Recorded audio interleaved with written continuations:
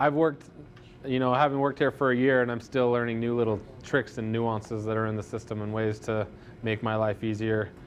So it does take a while to get used to. I went to the property tax website and just gonna hover on tax rates, and this will take us straight to the site. For those of you, is there anyone here that doesn't have a login to this site? Jim, do you?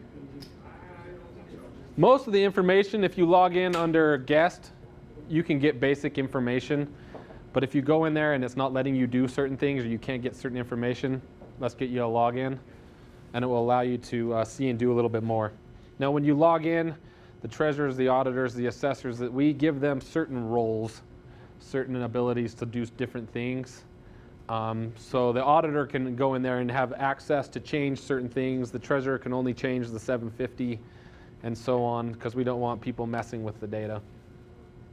Yeah, sometimes we mess up the roles. Diana, it took us a while to get Diana right, but I think you did it on purpose, but it's all right. Let's make this. Everybody see, I want to make sure everyone can see this. Everybody can read the numbers and everything? No numbers on there yet. We're in 2017.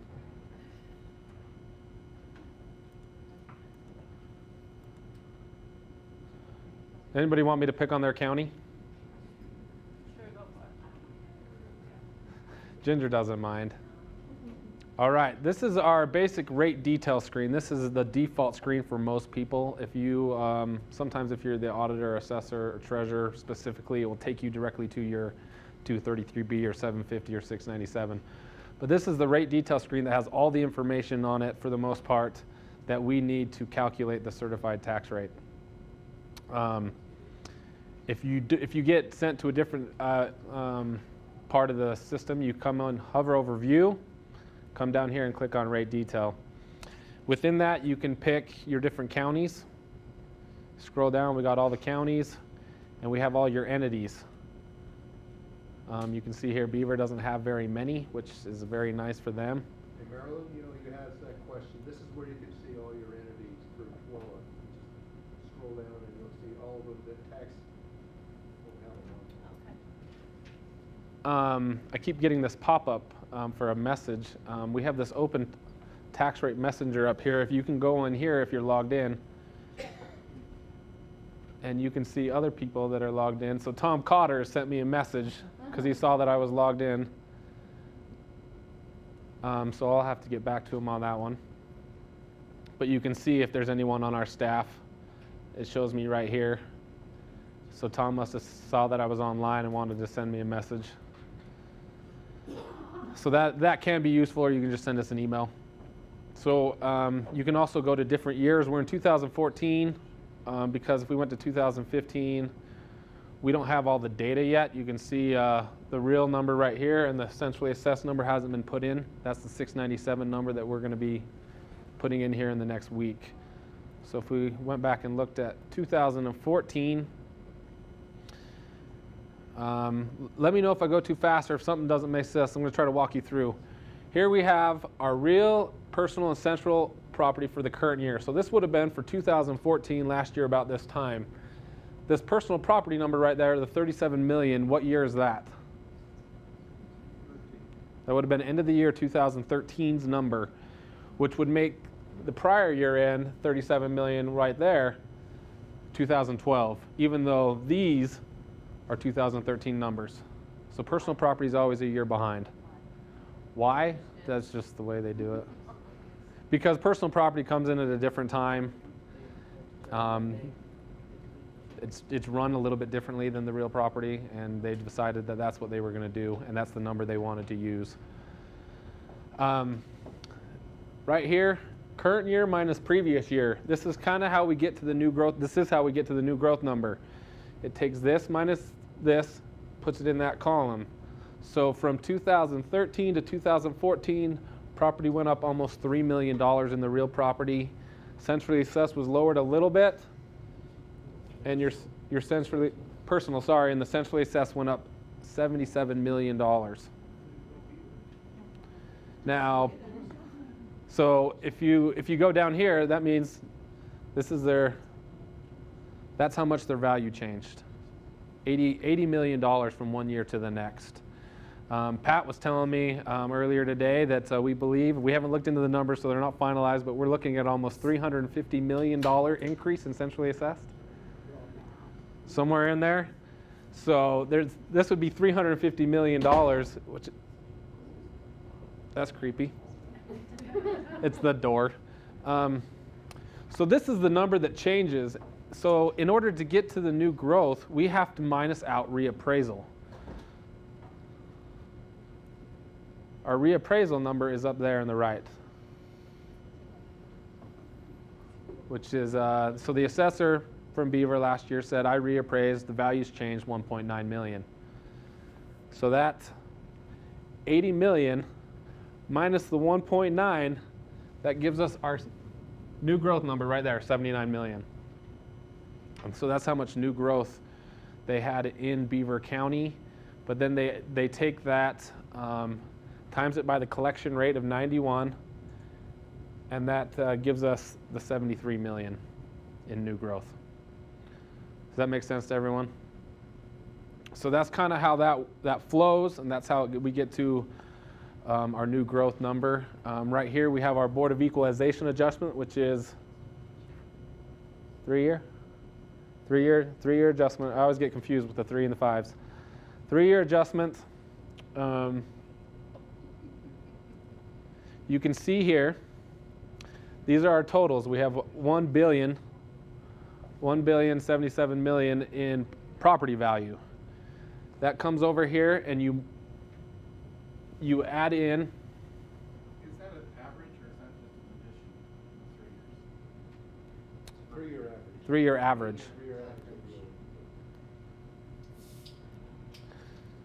So you take that, you have your collection rates right here. The first number is your current year collection rate, and that was the one that was used previously. So you can see that that didn't change much last year, and like Dave said, this year we'll probably see that first number go up a little bit because collection rates have improved this last year overall, and then most entities are dropping off a really low year from the down economy.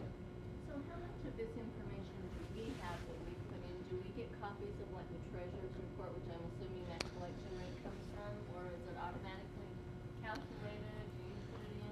So this everything on this screen right here, it comes from somebody's report that is put in. If you go over here to view, data entry, auditor year 233B. So the end of February, we require this 233B to be sent in from the auditor. And it has it by tax area right here, or you can come right there and you can click on that and you can get it by entity as well. They enter it in by tax area, and then the system automatically puts the numbers into entities. And you go through column by column, and this gives us property counts and values. So basically it goes count, value, count, value. It goes through real property. It will give us commercial buildings, commercial land, personal property, mobile homes. Look at column 9 is FAA, the count, and then the value. And then we go all the way over to the end, and it basically totals all of them for us. We have our centrally assessed values and our real value land and building, personal value for tax rates, and the total values at the end. If you put the cursor over the item at the top, Like REL FAA land count, that should, see it? right there. Takes a What it second. says. Oh. It takes a second for it to show up. It's off the 233B, right? Yeah, that's 233B. And since we're using a lot of acronyms, that's really helpful feature, so you know what each of those mean. And actually, something that's really important is that when they're all done, you have to actually click on that entity button so that it populates these different entities, or else the numbers don't show up at the beginning. That's something I learned this year. But now you, Putting ours in? yeah, either you do it or we do it. It won't show up on the rate detailer on the other screens until that entity button's clicked because it doesn't calculate, doesn't convert it. We have this progress tracking bar at the above. data entry and process, once you start putting in numbers, it turns green. When you're all done and when they all have completed it, you hit approved. And once we hit approved, that's when me, Dave, and Ruth Ann and Jen, we start looking at it and we start running the numbers and checking. And once we feel everything's good, we click, there usually is an approve button. If we went to 2015, 697. All the 233Bs should be approved, but on the 697, usually there's an approve button right over there when everything's all done. And we click that, and it continues. You can see for the 697 right now, the data entry is in process. How come this number is here? Can anyone tell me why that number is already in there? Beaver County hasn't started doing anything. Came in on the 233B. It came from the 233B. It's the year-end personal property number. So that number's already there. One thing I learned this year was, sure you click that save button. Hey, Craig, what about the save button? I think, didn't you hit approve before you hit save? Yeah. You hit approve before you hit save, so it approved the previous numbers, and so Undo. it undid everything he had just done. Can't we hit the back arrow? So especially if you have a lot of entities, what I do, because sometimes we manually input this for people, is after you've done a couple rows, hit save. Hit save occasionally. It's just like working with like a Word document. Just hit save, make sure it's all there in case anything happens. So we went through the 233B. Does anyone have any questions on the 233B? Okay. Then at the end of March, we require the 750 from the treasurer. Here are their numbers. Ginger left me a nice little comment down here at the bottom. Are those your comments? Remember when you put yay, Beaver? She put yay, Beaver. She was really happy. She thought we had everything done, but we found a couple of mistakes.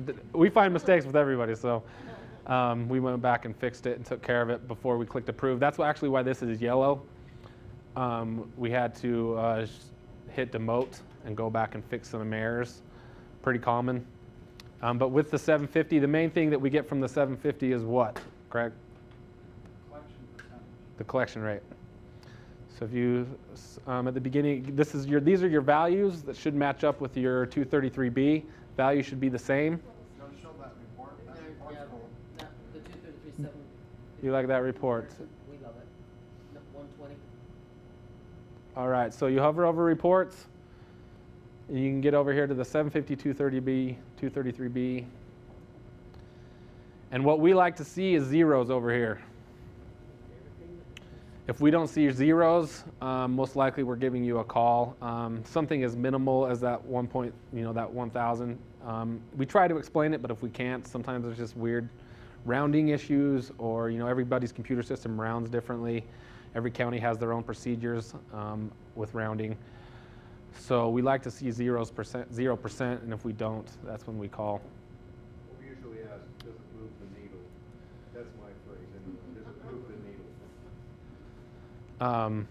So column 5 is your total property values. Here's your tax rates from last year that you collected on. And as we scroll over, these are your total taxes charged. And which in column 18, you have your taxes collected, and then we can then get the collection rate. And you can see it usually tells you underneath here, taxes collected 12 minus 16, and then the collection rate is column 17 divided by column 12. And that gives you your tax rate. And the dark orange is the one that's used. So for Beaver last year had 97.8%, which is really good. You don't take the total at the very bottom just to figure out what the percentage is.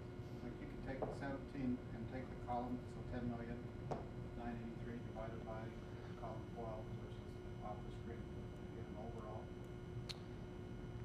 You mean collection rate? Yeah. I mean, what is, do you use individual line by line, or do you use it general? We use the general because of changes in the assessing and collecting levy and throw that number on. So it's This is the one used, the dark orange. Jen has a very, very logical reason for that. I haven't completely understood it yet, but Dave did say it does have something to do with the multi-county assessing and collecting. Those can be really weird rates, And there's some counties where that collection rate somehow came out to like 35%. It's over 100%. And some counties have over 100%. And so it just messes with it. So they go with the basic, the overall general operations.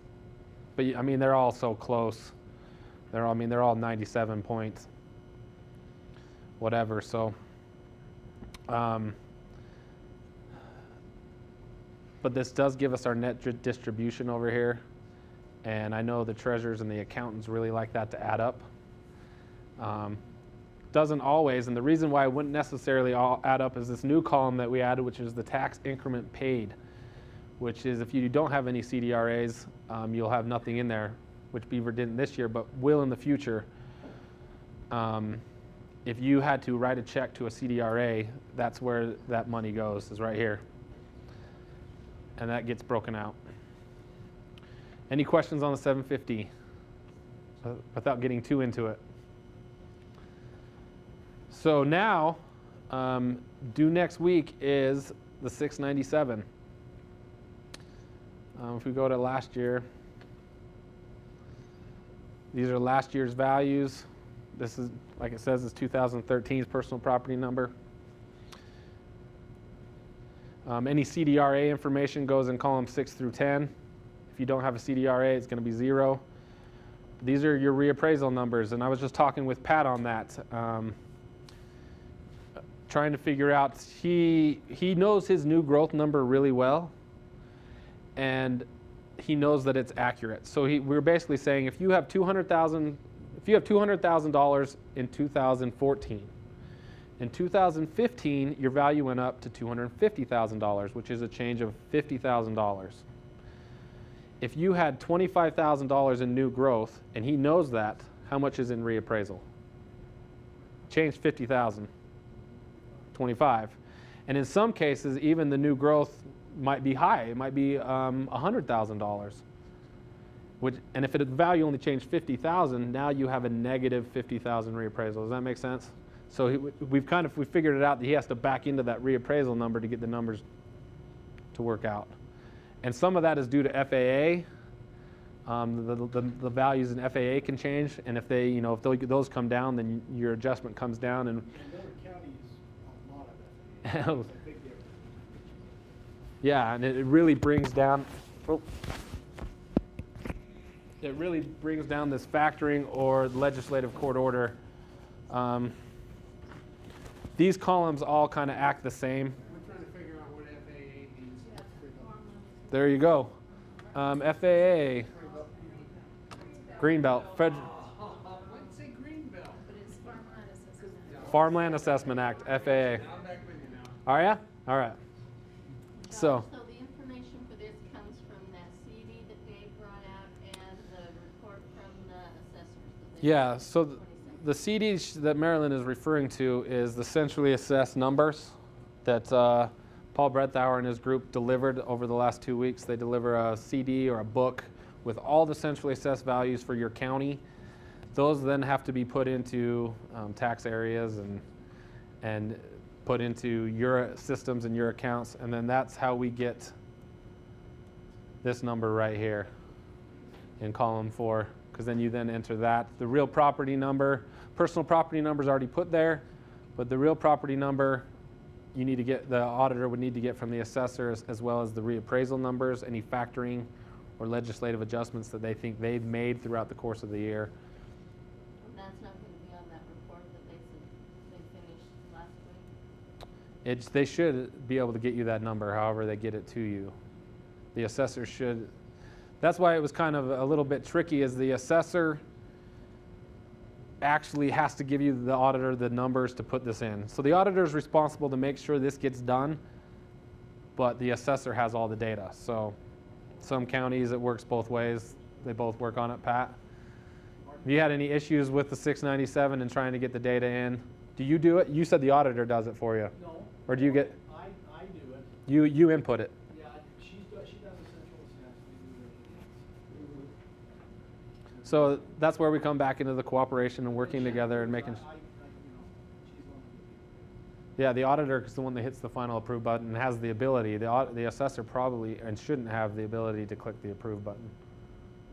But a lot of times, ask a question, it's ultimately gonna come to the assessor because, the auditor's generally not gonna know what went on regarding reappraisal, or valuation areas. And so, if we're asking what happened in a particular area, why their values went in a certain direction, I'm guessing that the auditor doesn't know that, and the assessor does. So a lot of times we'll go directly to the assessor. So once mainly these three reports are filled in, that's when most of our rate detail screen is taken care of.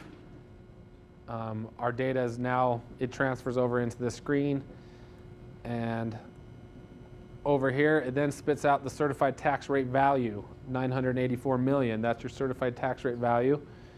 And if you come down to the next line, here's your adjusted previous year budgeted revenue.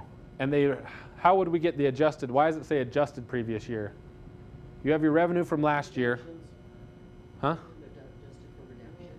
Redemptions. It's this number right here. So this, if you would have added this to this, that would have been last year's budgeted number. So you take this and you put it into the math equation, and it spits out this value right here, the greens. You can see how the greens work together to come up with that certified tax rate value. And so the previous year tax rate was this. This is what it is. Well, I guess this would have been 2013. This would be 2014. It gives you a percent change. That's something to look at. Why is it changing? I haven't looked at the numbers yet, but I heard Box Elder put in theirs, and some of them, the rates have changed up to 15%. So I'm going to spend tomorrow in the office trying to figure out why. Did it have to do with the collections? Did it have to do with redemptions? Did it have to do with the multiple, the collection rate, or whatever it could be, to figure out why and try to explain that? Because the county or the entities, when they look at that, they're going to say, why did my rate? Why did it go up so high? Because then people in the county are going to be upset. They want to know why they're paying more taxes. So we have to be able to explain all that, and that's why we make phone calls. Over here, this is where the proposed rate would be. So this is your calculated certified tax rate. But if you wanted to increase taxes, or if you wanted to take less, like we were talking with Pat, like if they're getting $350 million in new growth, they don't have to take all that. And if they wanted to take less, they would enter in a smaller amount.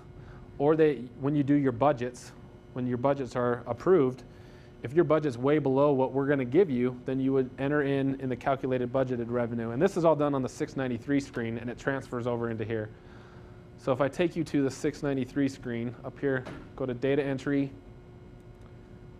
tax rate summary. So this is where the entity comes into play, is they have the 693 screen. It basically looks a lot like the rate detail screen. Very similar, has the same information. The only difference is down here, let's go to 2015. You can see how this is all blank because the data hasn't been filled in yet. So we're going to get the current numbers put in. Once the current numbers are put in, we'll get a BOE adjustment. We'll get a reappraisal number. We'll get a final number right here, which will then calculate the rate. And then right here, Maryland, this is where your entities are going to put in their proposed rate or their requested revenue. They can take either or. They can plug in either one, and that's what when they decide how much they want and how much money they need. If they decide they want to raise taxes, that rate turns red, which lets us, it's kind of like a red flag to us, okay, they're going to increase taxes. Are they going through the process? They need to make sure that they're aware of this and that they're going to go through truth and taxation. So the entities come here. Each entity would have, if Minersville Town, we're going to give somebody in Minersville Town the roles and the ability to go in here and only change Minersville's budget and rate, and he'll have the access to do that. And then when that's all done, they put in their rate, they click approve, and that's where the save first. Thank you. It's good to be learned. It is. Hey, I'd be lying if I said I never made that mistake. But I'm new. yeah. Is this something that the counties have been doing for a while now? What do you mean doing what exactly? This Entering this information into this? this system came about 2010. We've been constantly fixing and improving since then. Before then, it was all done through paperwork. The auditor had to send a paper file to the entity saying your information's in there, you need to now set your rate. They would have to email back or mail back the tax rate for the approval from the auditor. Then the auditor would have to mail it to us. And you can see how that was a long process. So this system has saved a lot of time, and it has allowed everybody to see this information and this data, where county commissioners, legislators, state auditors, they go in here, they look at the data, and they use this data to come up with better idea of their budgets and to look at ways to change legislation to make it easier or more complicated, however you choose to look at the legislation. But does that answer your question? Okay. When I'm doing this with the entities, I like that progress tracker at that point too. Yeah, so Diane is, Some of the new ones that so we if you use. hover over view, this progress tracking right here, and we use this as well, but she's saying she can use this because the auditor is responsible for this overseeing of this whole process. They're responsible to make sure that everything gets done in a timely manner and that the rates are set. If the top part of this rate or progress tracking is all the counties. You can see here 233B approved, county approved. Who are we picking on? Carbon.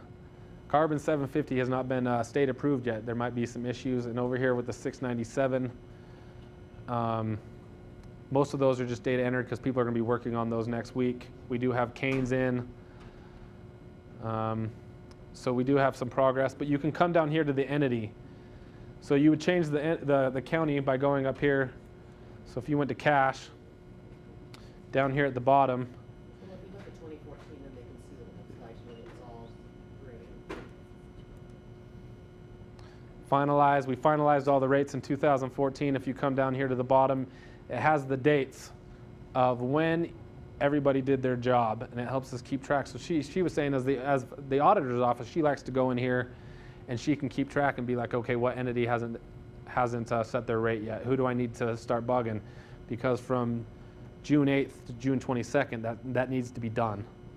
So next week we're really going to hammer on the 697. We're going to analyze the data. We're going to talk to the assessors and the auditors. And after June 8th, the notice is going to go out to all the taxing entities that, hey, your data's in there. You need to go set your rate. And as we get closer to June 22nd, the auditor's office really needs to bug those entities to get that done. Because if they don't, that's when the process starts to get backed up. Does anybody tell me why there's a debt schedule? Who would have a debt schedule?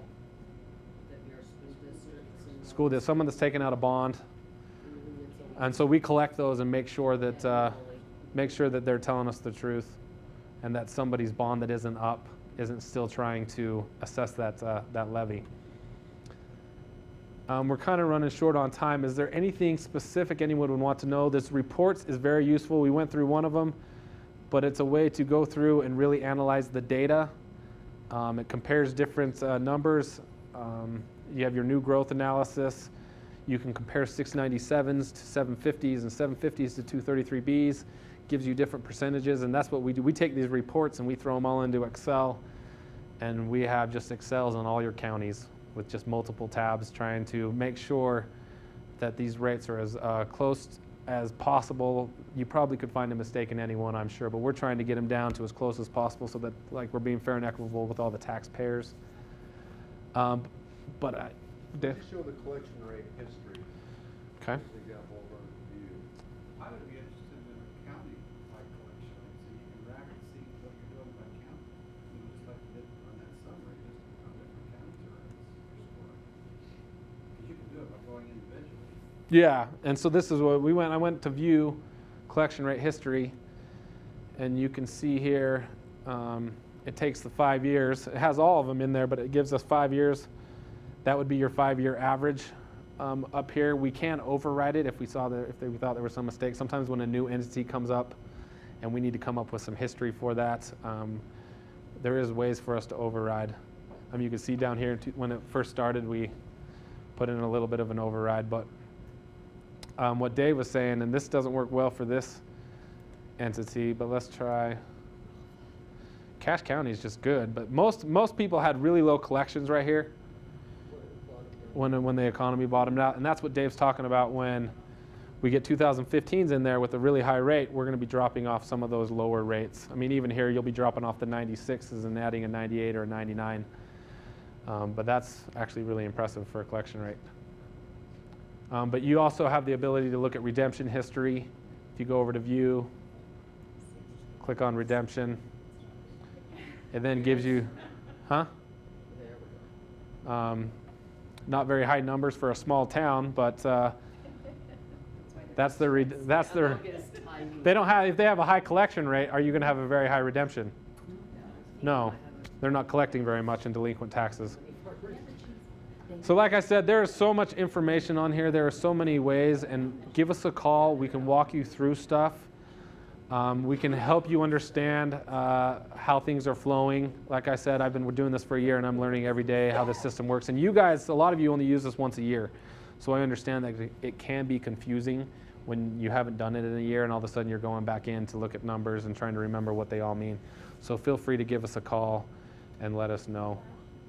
Does that redemption rate come off of the 750 to the treasurers? Where do you Yes. get that, or you doesn't? Yeah, it would come off of there because you report. I'm just thinking I haven't reported it anywhere, but he's the one that. No, the treasurer, because they're the ones collecting the delinquent taxes. Do you know what column that is, Craig? Off. Come on, you should know. You should know the 750 like forwards and backwards by now. Which column is the redemptions? You know, if you could tell us. Right here, 21, delinquent and redemption tax, right there. So that's where we get that number. But yeah, like I said, anything else? Sorry, we didn't have more time to go through this, but. Josh, do the DIY, show them how they collect. Okay. So we have these reports that we'll go through and give you specific reports on, but if you ever wanted to find some numbers and do it yourself, we have this DIY data mining, do it yourself. If you don't have access to that through your roles, give Dave a call. He'll love to set you up on the DIY because it's his favorite thing to do. I love the DIY. The disclaimer's there to make sure that you're not using the data to overthrow the government. But you pick your tax year, and you can pick out any data you want.